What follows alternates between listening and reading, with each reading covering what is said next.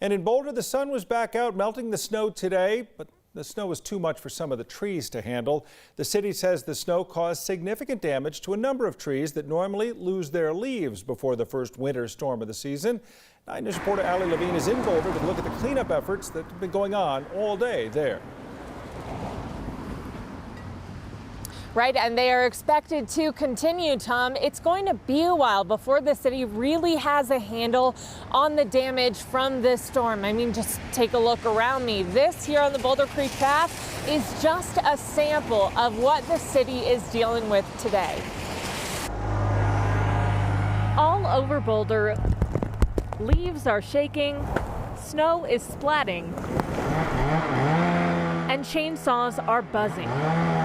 Certainly a bad storm. It's one of those that kind of ranks up there with some of the top ones that we've had in recent years. Jeff Haley looks out for the city's nearly 50,000 trees. He says the September snowfall significantly damaged many of them. I would say, several hundred, if not into the thousands, numbers of trees throughout the city. Some are public, like these on the Boulder Creek Path. The city asked people to avoid this area for fear of more falling branches. Others are on private property. With the leaves still on the trees, it's, catches them and causes a lot more damage. Bobby Martinez is spending his day assessing the damage. He's from Colorado and knows the drill, but isn't used to running it in September. This doesn't happen very often. It's more of a springtime kind of storm. Usually when we start getting this kind of stuff, the snow, the leaves have already dropped. We were pretty surprised at how much damage there actually was. It could take weeks to assess. Haley and his staff got an early start. We've had hundreds of calls this morning.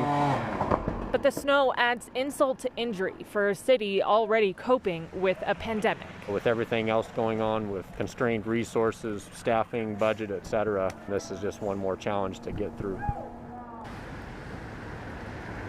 It was pretty cloudy and misty here until about an hour or two ago when the sun came out. If it weren't for the cars, you might be able to hear some of the snow melting around me. The city says that actually might bring more branches down in the coming days, and they really want people to report any damage. And Tom, people can do that by going to the City of Boulder website, especially then if they just search Inquire Boulder, they'll find a form. And the city says they want people to give as much detail as possible when it comes to those trees or branches. Also that familiar sound of trees groaning and even breaking. All right, Allie Levine, thanks.